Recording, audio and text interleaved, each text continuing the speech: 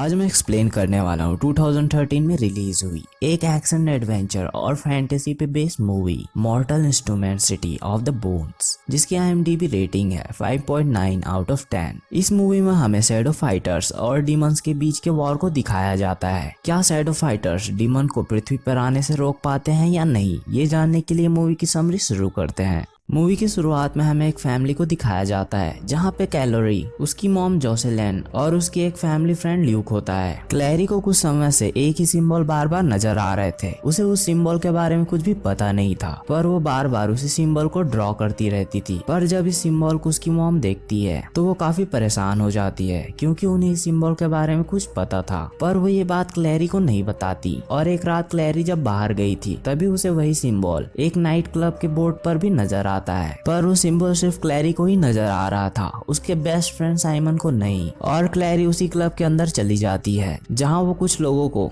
एक आदमी को मारते हुए देख लेती है, और वो लोग भी क्लैरी को ये सब देखते हुए देख लेते हैं, इसलिए वो उसे मारने के लिए उसके पीछे पड़ जाते हैं। और क्लैरी अपनी जान बचाने के लिए वहां से भागने लगती है और वो अपने घर चली जाती है। और जब वो अगले सवेरे जागती है तो देखती है कि उसने अपने पूरे कमरे को उसी सिंबल की ड्राइंग से भर दिया है। ये सब क्लैरी की मॉम देखती है और उसे कुछ बताने की कोशिश करती है, पर परेशान क्लैरी उसकी बात सुने बिना वहां से निकल जाती है। क्लैरी उस सब को समझने की कोशिश कर रही थी कि उसे एक रैंडम लड़का फॉलो करने लगता है, पर वो सिर्फ क्लैरी को ही नजर आ रहा था, उसके दोस्त साइमन को नहीं। वहीं दूसरी ओर कुछ बुरे लोग क्लैरी के घर में जबरदस्ती घुस जाते हैं और जोसेलिन को धमकाकर किसी कप के बारे में पूछने लगते हैं, पर जोसेलिन उन दोनों को चकमा देकर अपने आप को एक कमरे में बंद कर लेती है और कुछ ड्रिंक करके गहरे नींद में चली जाती है। जब क्लैरी घर वापस आती है तो उसे उसका घर पूरी तरह से बिखरा हुआ नजर आता है। उसे कुछ समझ नहीं आ रहा था और उसकी मॉम भी कहीं मिसिंग थी, पर उसके घर में एक अजीब सा डॉगी जैसा क्रीचर नजर आता है और वो क्रीचर क्लैरी को मारने की कोशिश करने लगता है। इसलिए क्लैरी गैस ऑन करके उसे विस्फोट में मारने की कोशिश करती है, पर उस क्रीचर के टुकड़े फिर से जुड़ जाते हैं और वो फिर से क्लैरी को मारने के लिए भागने लगता है। पर तभी वो रैंडम लड़का क्लैरी के घर में आकर उसे उस क्रीचर से बचा लेता है। क्लैरी पूरी तरह से शॉक में थी कि वो आखिर था क्या,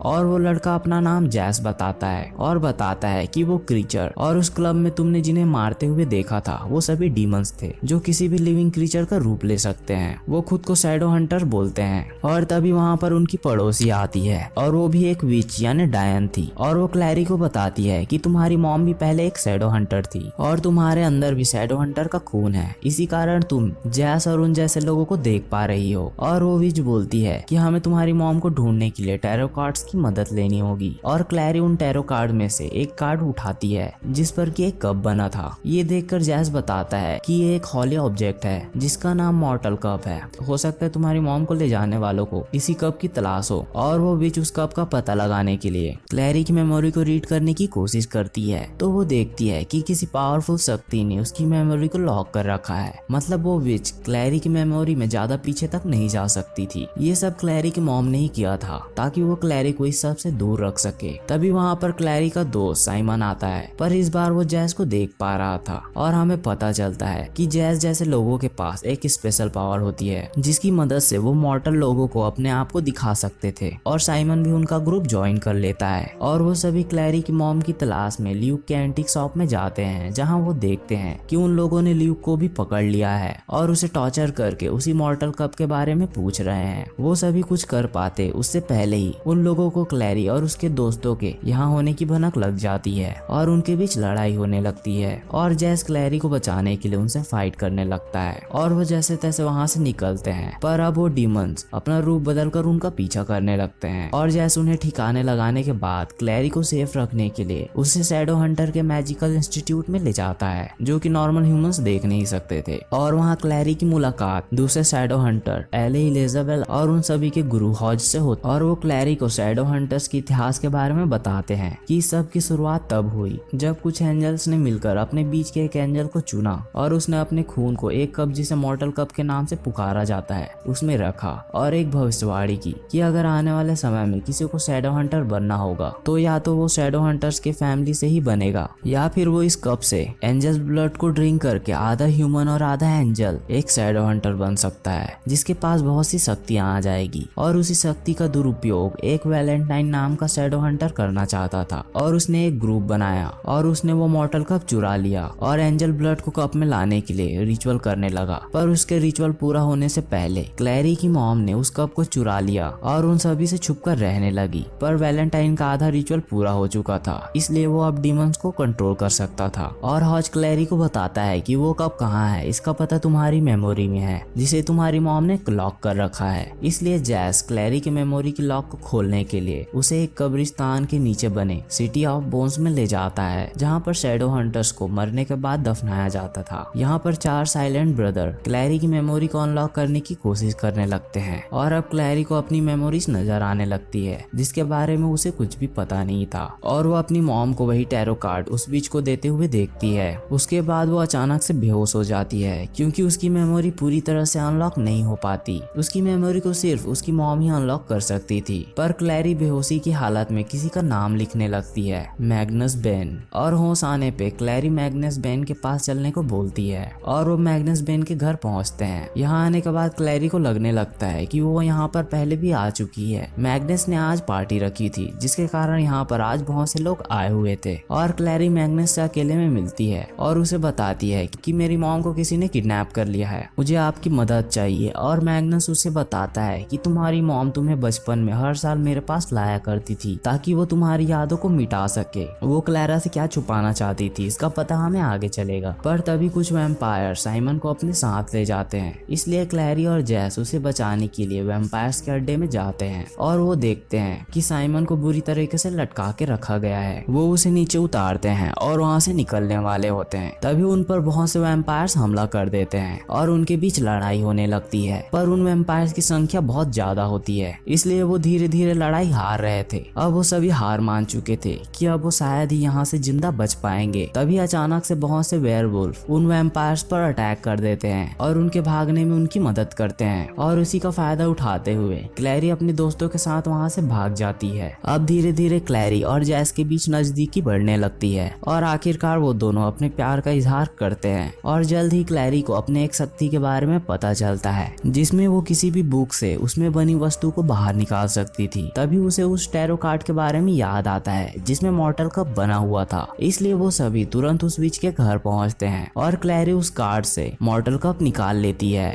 पर तभी वो विच क्लैरी पर अटैक कर देती है क्योंकि उस विच को डीमंस ने पोजेस कर लिया था और वो क्लैरी से उस कप को छीनने की कोशिश करने लगती है और वो सभी उस डीमन को मारने की कोशिश करने लगते हैं। तभी साइमन चालाकी से उस डीमन को मार देता है और उसके बाद क्लैरी वो कप सीधे हॉज के पास लाती है। और यहाँ पे हमें पता चलता है कि हॉज वैलेंटाइन से मिला हुआ है और वैलेंटाइन एक पोर्टल के थ्रू वहाँ आता है। और यहाँ पे एक बहुत बड़ा ट्विस्ट रिवील होता है कि वैलेंटाइन ही क्लैरी के पिता है और क्लैरी की मॉम उसे ये बात छुपाना चाहती थी, इसलिए उन्होंने उसकी यादों को लॉक किया था। वैलेंटाइन भी क्लैरी को अपनी तरह इविल बनाना चाहता था, इसलिए वो इस कप में अपना इविल खून डालता है और उसे क्लैरी को पिलाने वाला होता है। तभी क्लैरी चालाकी से उस कप को उसी कार्ड में वापस डाल देती है और उसी पोर्टल के थ्रू वहाँ से निकल जाती है जहाँ पर एक डीमन बच्चे का रूप लेकर उस पर अटैक करने वाला था। तभी वहाँ पर एक वेयरवुल्फ आ जाता है और क्लैरी को बचा लेता है और हमें पता चलता है कि वो वेयरवुल्फ कोई और नहीं बल्कि ल्यूक है और उन्होंने ही क्लैरी की मदद के लिए अपने ग्रुप के साथ उन वैम्पायर्स पर अटैक किया था। दरअसल वो पोर्टल कोई नॉर्मल पोर्टल नहीं था। क्लोरी उस पोर्टल में जाते समय ल्यूक के बारे में सोच रही थी, इसलिए वो ल्यूक के पास पहुंची। ल्यूक भी क्लोरी को बताता है कि वैलेंटाइन ही तुम्हारा डैड है, पर वो बुराई को बढ़ाना चाहते हैं। वहीं दूसरी ओर वैलेंटाइन किसी तरह से डीमन के आने के लिए एक पोर्टल खोल देता है जिसके थ्रू बहुत से डीमंस पृथ्वी पर आने लगते हैं। इसलिए ल्यूक अपने सभी वेयरवुल्फ दोस्तों को इकट्ठा करता है और इंस्टीट्यूट के लिए निकल जाता है। वहीं साइमन जो अभी भी इंस्टीट्यूट में था वो क्लैरी की मॉम को ढूंढ लेता है, पर वो उन्हें वैलेंटाइन के जादू से आजाद नहीं कर पाता और क्लैरी सभी के साथ वहां पहुंचती है।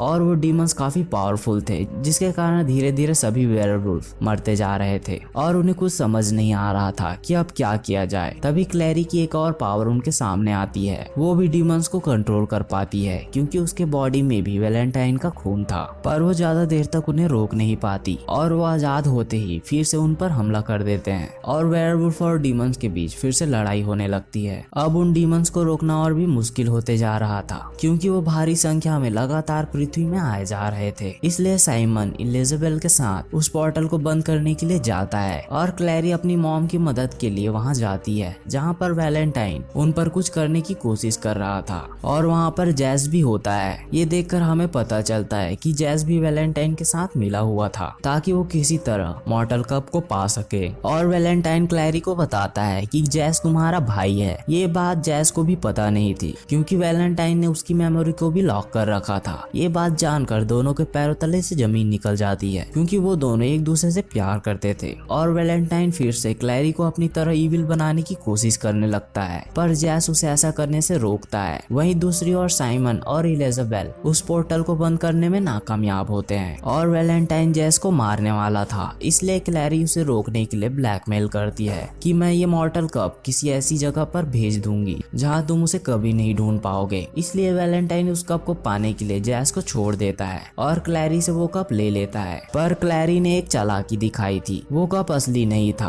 और क्लैरी वैलेंटाइन को धक्का देकर एक ऐसी जगह भेज देती है जहां से वो कभी वापस नहीं आ पाएगा और जैस भी उस रिचुअल को तोड़कर वो पोर्टल बंद कर देता है। अब सब कुछ नॉर्मल हो चुका था और हमें कुछ दिनों के बाद का सीन दिखाया जाता है जहां पर जोसेलैन को अब धीरे धीरे होश आ रहा था और जॉस क्लैरा से मिलता है और बोलता है कि भले ही वैलेंटाइन ने कुछ भी बोला हो पर उसे मेरे अंदर की फीलिंग्स तुम्हारे लिए चेंज नहीं होने वाली। और क्लैरी भी यही फील करती थी और वो अपने रिश्ते की सच्चाई का पता लगाने के लिए निकल जाते हैं और मूवी इसी ट्विस्ट के साथ खत्म होती है। अगर आपको ये मूवी की एक्सप्लेनेशन / समरी अच्छी लगी हो तो प्लीज वीडियो को लाइक और कमेंट जरूर करें। Thanks for the watching.